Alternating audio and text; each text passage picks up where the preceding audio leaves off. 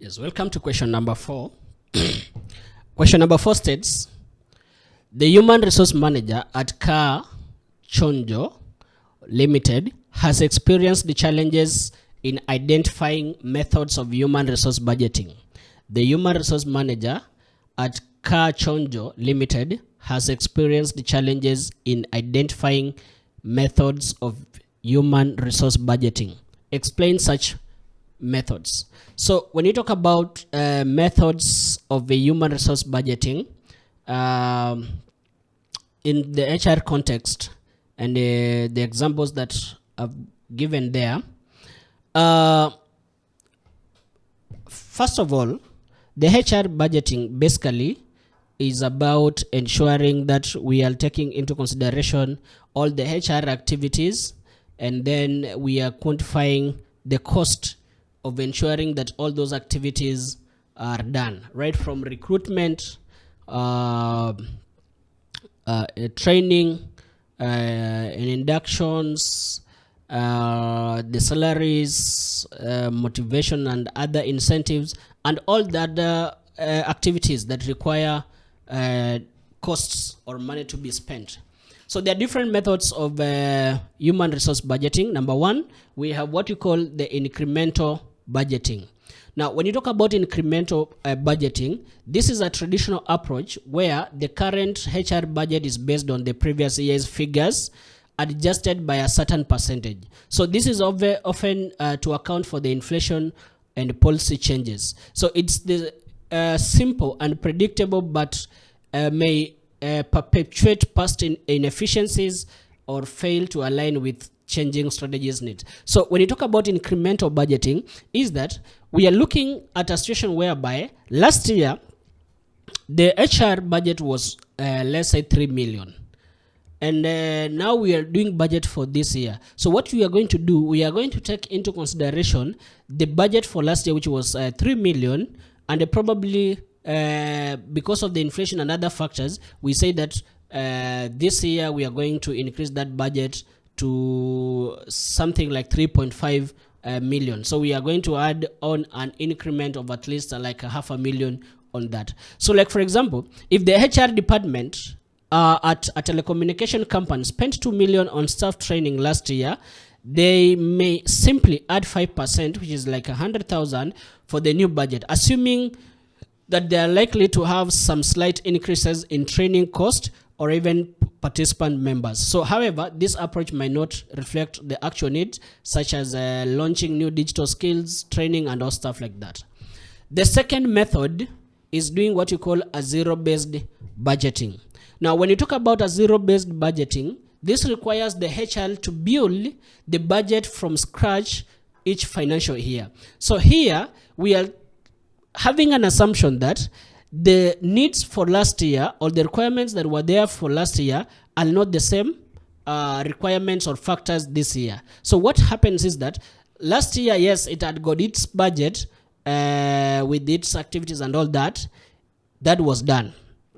This year, we are going to do it from scratch. We are not going to look at how much we spent last year. No, we are going to look at what are the requirements for this year, the needs and all that, and we are going to base our budget based on the requirements and the needs and activities that we are projecting to do this year.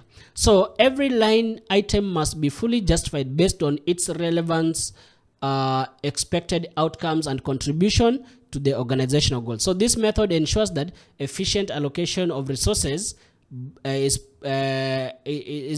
put available, but it's time consuming. So like for example, it's time consuming for the purpose of preparation of those budgets. Like for example, instead of automatically allocating 500,000 for team building, the HR must explain why team building is essential this year. So what it will cost, how it will improve performance, and why it should be prioritized over the initiative like recruitment or wellness programs. Now, the third method is activity-based budgeting. Now, when you talk about activity-based budgeting, this involves assigning costs to specific HR activities or programs or projects rather than general categories. So this method enhances transparency and control as every expenditure is directly linked to a planned HR function. So here is whereby the HR comes with a projection in terms of what activities are we going to run this year. So it states that maybe probably we are going to do a recruitment within a specific month. We will do training at a specific month. We are going to do some project at a specific month and all that. So every activity, it's given its allocation. So here every activity is allocated that this money has been put aside for the purpose of training. This money has been put aside for the purpose of recruitment and the likes. So like for example, if HR plans to conduct 3 employee development workshops, each costing 100, they will budget for a total of 300,000 under training. So this ensures that resources are aligned with specific deliverables rather than general budget estimates. Sorry. The fourth method is performance-based budgeting. Performance-based budgeting. So in this method, funding is tied to expected performance outcomes or key HR targets such as retention, employee engagement, or even productivity.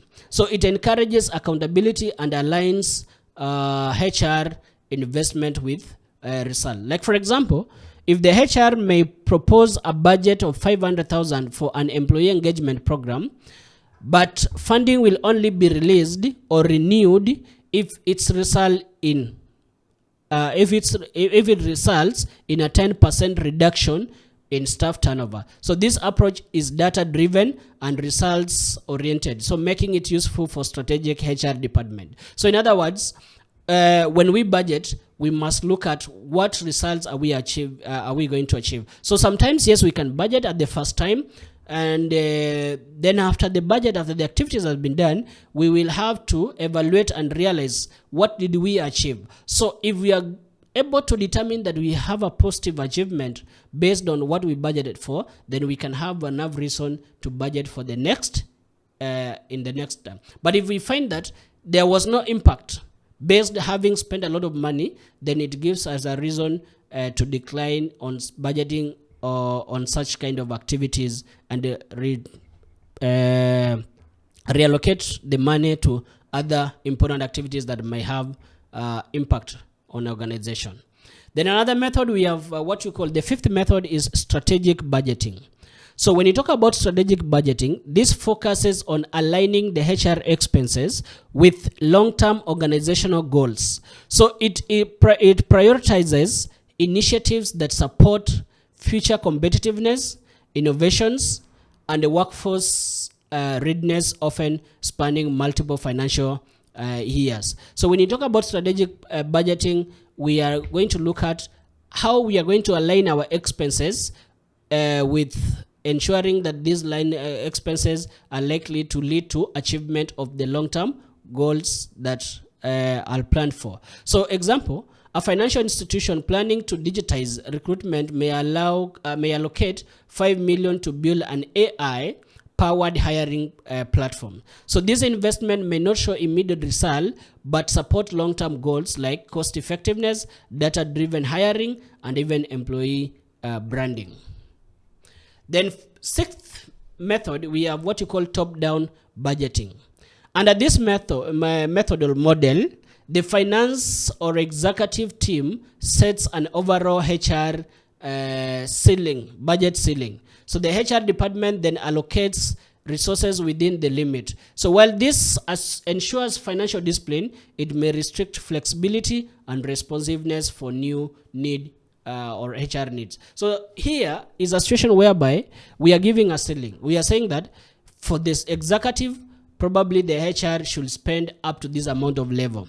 For this middle level, the HR is given a ceiling that it should spend amount to this level. For the lower or functional level, it's given a ceiling with that of which it will not or it should not go beyond. So like for example, if the finance department assigns 3 million to HR for the year, then the HR must allocate that sum across recruitment, training, employee relations, and compliance. So even if new priorities like mental health support emerge mid-year, it means that there will be no money allocated for such kind of activities. Then the next method we have, which is our last method here, we have it's the bottom-up budgeting. The bottom-up budgeting. So the bottom-up budgeting allows each department or business unit to submit its HR needs, which are then reviewed and consolidated by the HR department into the final budget. So this encourages ownership and ensures that budgets reflect on the ground realities. So, like for example, the ICT department may request 700,000 shillings for cybersecurity training, while the sales department requests maybe like 400,000 for customer service coaching. So the HR compiles these requests, evaluates them against organizational priorities, and it creates a total HR budget proposal that has got all the compiled information within the organization as they have been requested from the user department. Now let's look at the second part of this question. The second part of this question asks, in today's highly dynamic environment, several contemporary issues in accounting for the value proposition has emerged. Outline such issues. In today's highly dynamic environment, several contemporary issues in accounting for the value proposition has emerged. Outline such issues. Now, when you talk about the contemporary issues in accounting for value proposition, the first one is intangible value of people.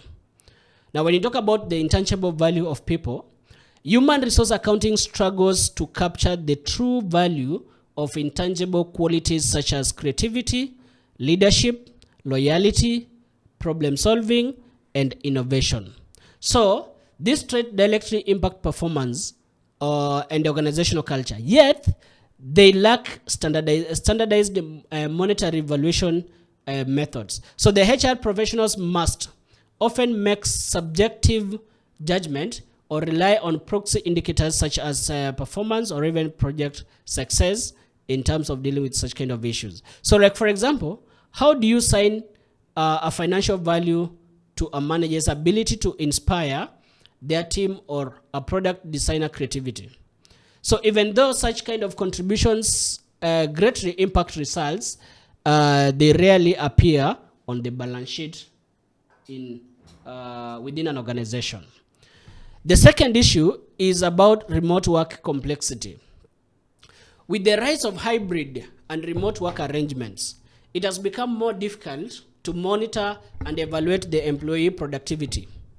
Traditional performance metrics such as hours worked or in office presence are no longer valid indicators. This complicates the HR's ability to account for the value, especially knowledge-based roles. Like for example, you have an organization. I know of some organizations that during the COVID-19, it was advisory that most of the organization, most of the employees should work from home. So some organizations, once they tried during that period, it came out that it's something that can work. So, but at the end of the day, the employees started overusing the advantages. Now you are telling employees you can work from home. Somebody decides the whole week is not coming to work with an explanation or an excuse that I'm working from home. So what happens is that now when you are talking about our employers are saying they're working from home, then how can you tell really if they're working? Because an employee can open to the system, he can be online, yet he's doing his own stuff. But when you look at the system, you can be able to see that he's online at that time. So this becomes an issue in terms of then how do you determine that really there's value for work? That yes, according to the organization, you can determine when the employee comes to office, you can look at when he came to office, he has been in office all the way until evening and stuff like that. But this guy is working from home. Then how can you quantify that really is working or probably is as logged into the system and he has left it open, then he's there doing his own stuff. Thirdly, we have issues like diversity and inclusion demands. Now, when you talk about diversity and inclusion demands, organizations are increasingly required to account for workforce diversity. For example, gender equality and inclusive hiring. So the HR must quantify and report on these efforts, yet capturing the value of the inclusive culture and equitable opportunity remains difficult. So there's an issue that, yes, you have to meet the issues with diversity and gender equality and stuff like that. But at the same time, you're looking with skills and knowledge of the employees. What if then you wanted to employ, out of 10 employees, you wanted to have 5 women and 5 male? Then the question will be, what is a situation whereby you cannot have, let's say, 5 male having the qualifications or 5 female having the qualifications that you need? The only people you have gotten is maybe 9 male and only 1 female with the qualifications. Then it brings a problem that you cannot achieve those kind of diversity and all that. Like for example, in Kenya, public entities must allocate at least 30% of the procurement and employment opportunities to the youth, women, and persons with disabilities. So the HR must report compliancy, but the long-term social and economic value of inclusion is not always measurable in financial terms. Then we have the issue of technology integration. The use of AI, machine learning, and HR analytics introduces both opportunities and challenges. While these tools provide insights into attrition, productivity, and engagement, they also raise concerns about data accuracy, algorithmics, bias, and even employee privacy. So like for example, if an AI tool predicts a 40% of call center staff at Telcom will resign within 6 months, then the HR may take these proactive steps. However, if the model is flawed or biased, it could lead to poor decision making or discrimination claims, whereby you end up, as or an organization ends up incurring costs that were not necessary. Then fifth, we have the gig economy and freelancer. The increasing reliance on a freelancer, consultants, and part-time workers disrupts traditional HR accounting models. So unlike permanent employees, gig workers are no longer long-term pay. They're not put in the long-term payrolls, so making it harder to assess their value over time or even to account for them in workforce planning. So we have given an example there is that if an HR team that hires a graphic designer for a 3 months campaign must assess their contribution to the brand without being able to track it over years, then as they will with the full-time employees, then there's going to be a problem because the term all the time is that short. Then we have the well-being and the mental health metrics. Modern HR must now account for employees' well-being.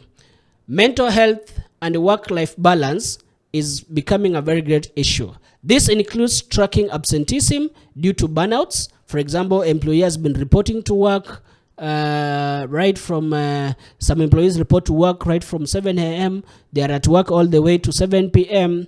In the morning they're supposed to come like that and all that. So sometimes they burn out, they are tired and stuff like that. So sometimes they will start dodging, missing work and stuff like that. The stress levels are high. The employees are stressed and all that, and the effectiveness of wellness programs. So, however, quantifying the financial return on this initiative still is a big issue in terms of how then can you tell. So, the example, the HR may track the number of wellness days taken per department and correlate it with productivity and retention, but placing the value on reduced stress, which is complex. Then next we have the ESG and the sustainability pressure. Now when you talk about ESG and sustainability pressure, organizations are expected to report not only financial performance, but also their environmental social and governance impacts.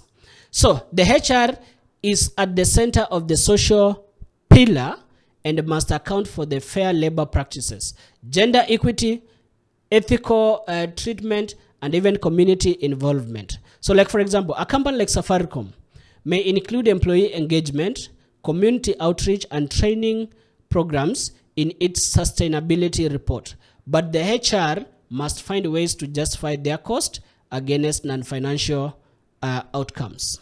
Then next we have data protection regulations. With laws like Kenya Data Protection Act, the Act of 2019, the HR must ensure that all employees' data, especially sensitive information like medical history, disciplinary records, and biometrics data are well stored, they are processed, and communicated lawfully and securely. So failure to comply with such kind of results can result to penalties or even reputation damage. So this becomes an issue in terms of then how do we really ensure the security of the employee data within the organization. So storing employee health data used in wellness programs must allow or must follow strict encryption and access control protocols, making data handling more complex and even costly. Then we have dynamic skill gaps. So here we are saying that as technology evolves rapidly, so do the skills required in the workforce. So the HR must constantly reassess the value of emerging skills and redesign workforce planning accordingly. So however, measuring the cost and the impact of upskilling or reskilling remains an ongoing challenge in many organizations. So the HR may find it difficult to evaluate the market value of the AI or cybersecurity skills, which are in high demand, but change too quickly for traditional salary benchmark to keep up. And lastly, we have the last issue is on the human capital disclosure requirements. So regulators and investors now demand transparency about how organizations manage, develop, and retain talent. So the HR must disclose metrics on trainings, turnover, leadership, diversity, and employee engagement. Employee engagement. But not all organizations have systems to collect or report such kind of data effectively. So a company like Nairobi Stock Exchange may require listed companies to disclose human capital development data, such as annual training hours per employee or even turnover rates. In this case, the HR must implement tracking tools to meet these requirements, of course, which becomes a challenge to many organizations. Thank you. So if you like this video, you can always enroll with us. You'll be able to access more of these revision sessions. And also you'll be able to find well done lectures or pre-recorded videos for all the KASNEB courses as well as CHRP. And in case of anything, you can always reach us out. We have our contact details on the screen. Feel free to call, feel free to WhatsApp anytime. So thank you, and let's meet in our next session.